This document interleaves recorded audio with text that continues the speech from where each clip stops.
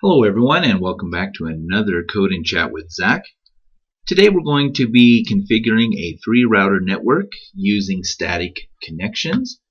And in this network practice with Cisco Packet Tracer, we will have 3 switches and 6 end devices. Well, let's go ahead and get started. Let's start by dragging out our end devices. 2, 4, 5, and 6. Next, let's grab 3 switches.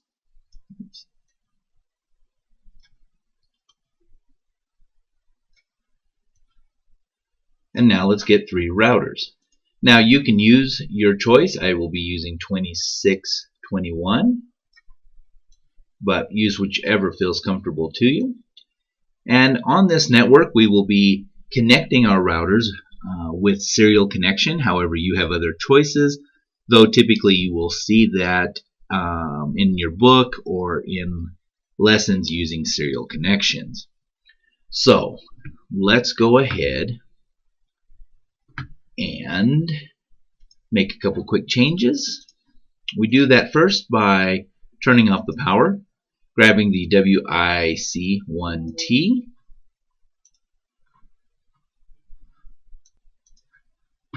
and then turning the device back on. Now, in this middle device, we will actually need 2 serial connections. Turn that on, and to our third device where we only need 1. Okay, great. Now, let's go ahead and start connecting our network. We do that first. We will use the copper straight through, and we will go from each end device to the switch. Now it's my personal preference to leave the first fast Ethernet 1 to go to the router. However, that's totally up to you. It's just easier for me to keep track of things.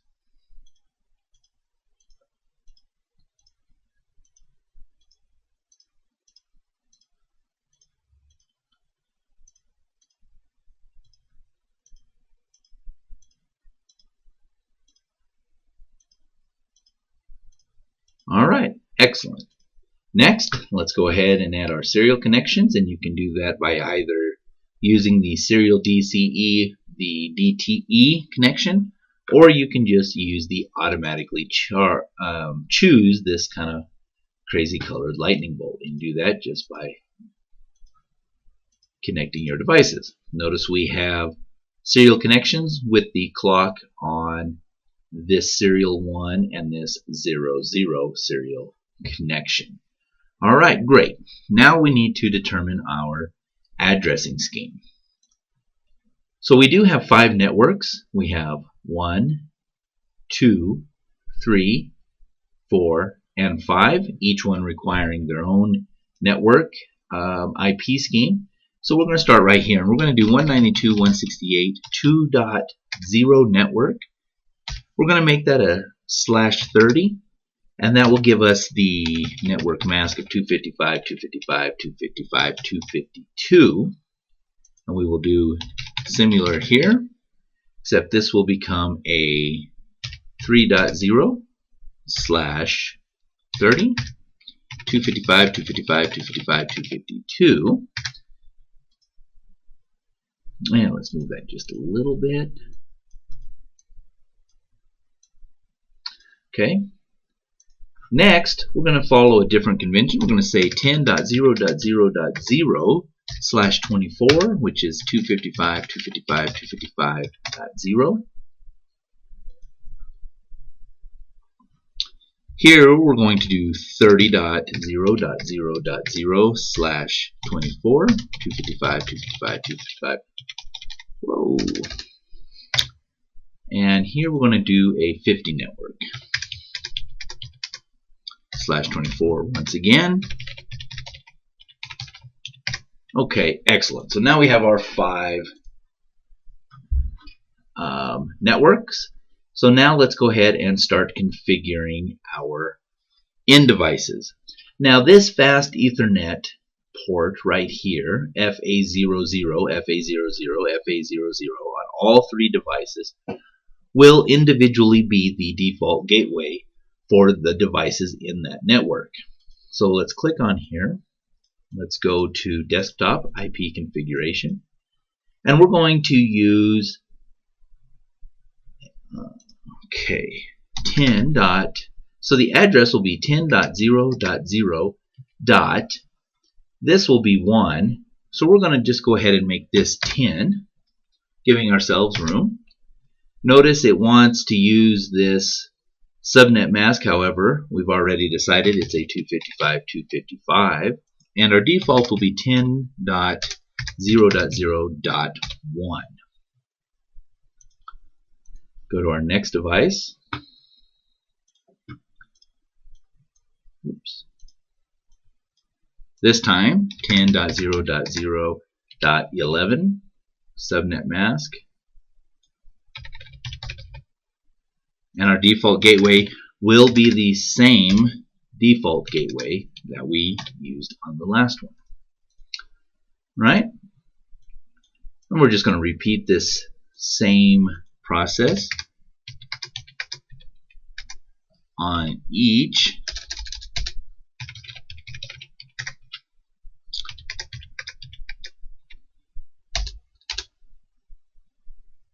.1.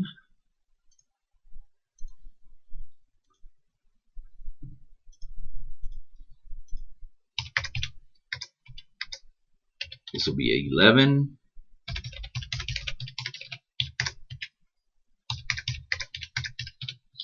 Okay, great. And to our 50 network.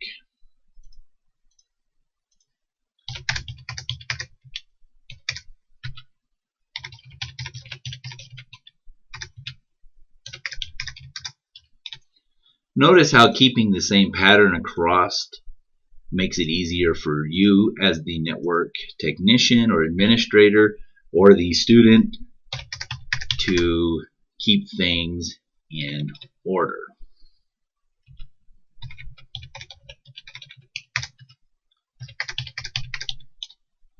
Okay, great. Make sure I did that one. Yeah. Okay, excellent. Next, we want to test for the connectivity between end devices. And we can do that quite simply by using this little envelope with the plus. And all we do is click on here and here. Notice that was successful. That was successful. And that was successful. Excellent. So now all of our end devices are communicating with each other. That just leaves us with the router configuration. So let's go ahead and start with router 0 here. Go to the CLI, type in, and then for after you've hit enter, type EN for enable, and then config T for global configuration mode. And now we're going to configure this router. First thing we want to do is give it a host name, and we will call this R0. Next, we want to configure this fast Ethernet port, and that is INT for interface, F0/0. Now we need to give it the IP address,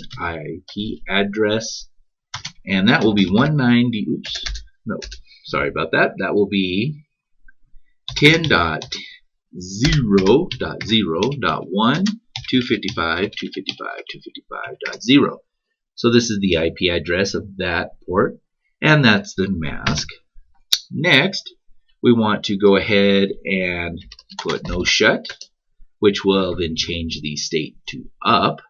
And notice it turned green, and this is starting to communicate. Great. Now we can exit one time.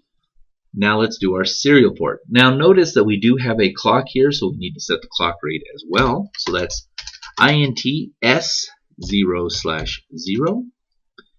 First we'll do clock rate, and we'll set that to 128,000. Oops, one too many zero. Next, let's go ahead and set the IP address. And now that will be 192.168.2.1, 252.252.252.252, oops, 255.255.255.252. All right, excellent. Now we also want to do our no shut here. And notice that changed state to down. That's because we have to set this one up in order for both of them to communicate. Okay, great. Now let's go to this next one. Hit no, en for enable, config T, host name R1. Now let's set up our interface for the fast Ethernet, and we will set that IP address as 30.0.0.1, and that's a 255.255.255.0. No shut. Light came on. Good. Now we will configure this, which is still on this network. Exit one time.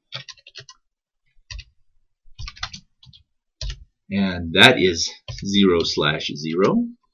IP address 192.168.2.2. 255.255.255.252, and finally no shut. Alright, notice we have green now on both sides. Okay. Now let's configure our last router's ports. Once again, in for no, enable, config T. We want to set this interface,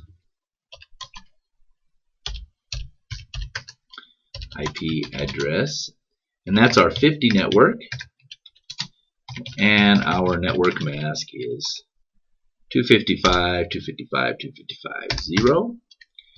No shut. Excellent. Now I did forget, so let's go ahead and run right back over there and take care of that one real quick.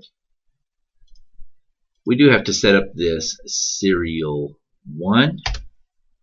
We do that 0/1. Notice it does have a clock, so we need to set the clock rate. We'll set that again at 128,000. Now we need our IP address,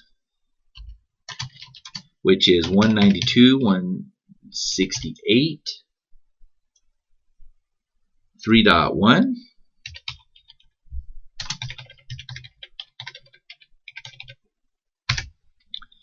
No shut. Excellent. Alright, now we can come back over here and configure that serial. IP address 192.168.3.2, and once again put in your network mask. No shut. Okay, excellent. Now we have green lights all in all the locations. And now we want to test for connectivity. And notice I just click here to here and it failed. So let's go ahead and ping. Let's go into here, go to our command prompt, and let's ping that FAR device, which is 50.0.0.11, and notice that the destination host is unreachable. And that's because the routers know everything that's in their network, but they do not know how to get from, say, here to here. And this is where we need to set up a static route. And so the first thing we need to do is we can come back to our first is, type end, and do show IP route. And remember, with the packet tracer command line interface that's available in Cisco, as with many command line interfaces, you only need to type as much as needed to make the command understood. So this network only sees two networks, the 10 network and the 192.168.2 network. And that's it. So what we need to do is configure it so that it sees the 30, the .30, and the 50 network. And so we will do that by using the IP route command. Oops, we do need to get into config. There we go. And it is IP route.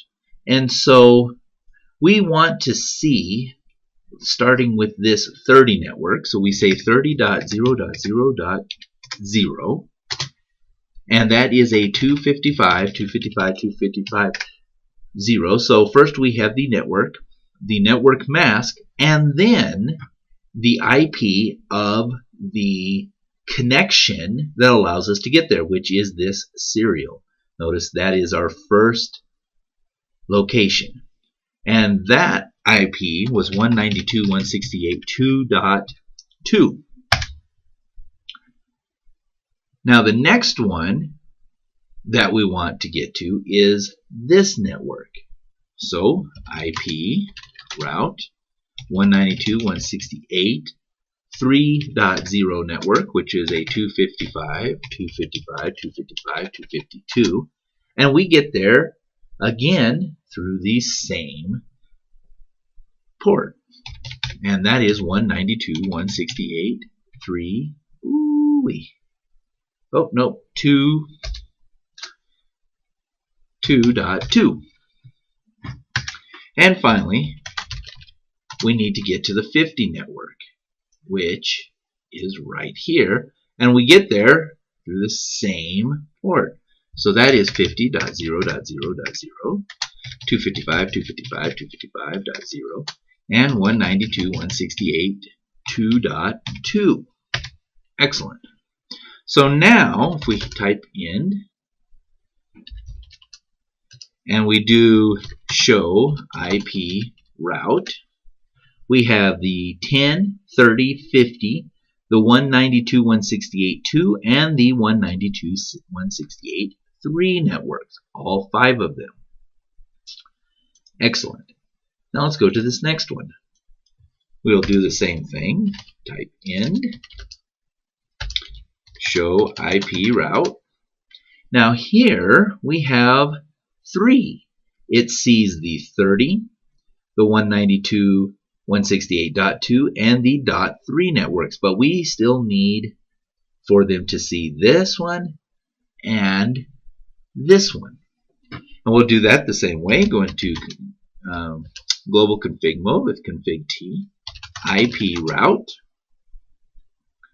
Now we want to see this, so that's the 10.0.0.0, which is a 255.255.255.0.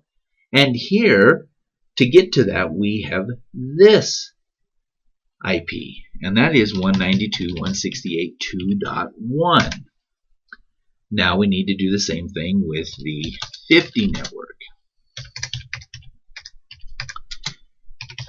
And as you can see, is we're just manually configuring all of the possible places that it needs to go to. Now here, this is the port we need, and that would be 192.168.3.2.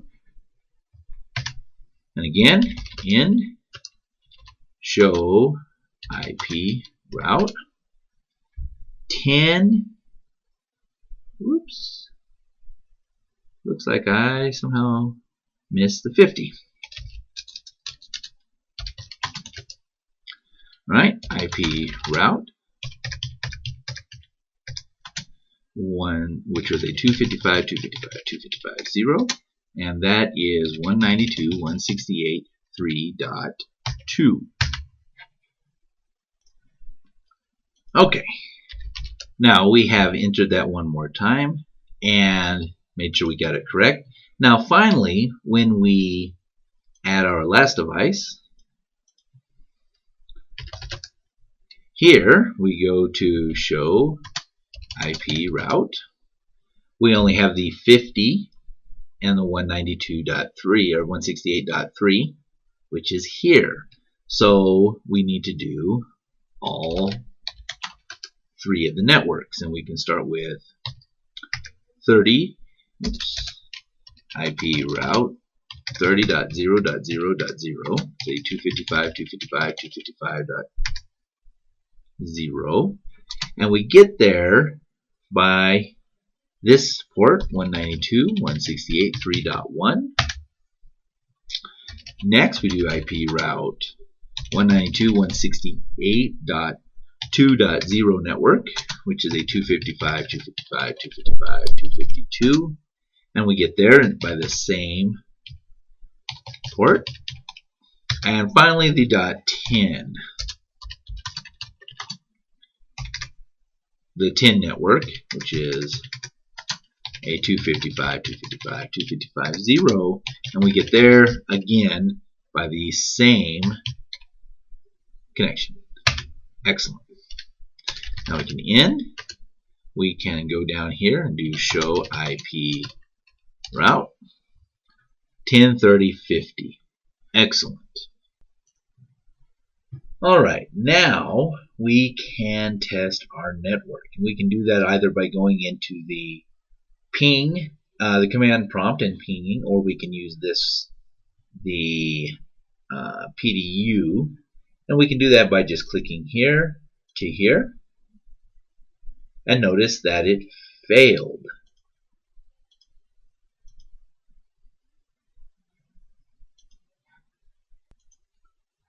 Which can happen on a network until they have made their connection. So we'll try it once again. Now we get successful. We can go from here to here, successful. From here to here, successful. And again from here to here. And of course, if we wanted to go the other way, we have that same ability. And they're successful all the way across. So, when you see a failed attempt, when you either try to ping or you use the PDU here, don't freak out. Try it again, because many times it has not found the connection, and so it has to try once or twice. Perfectly normal. And if there are other issues, you can then track it down by going one unit at a time. Well, I hope you enjoyed this lesson. If you have any questions, leave them in the comment box. If you like this video, like and subscribe. Thank you very much, and happy coding.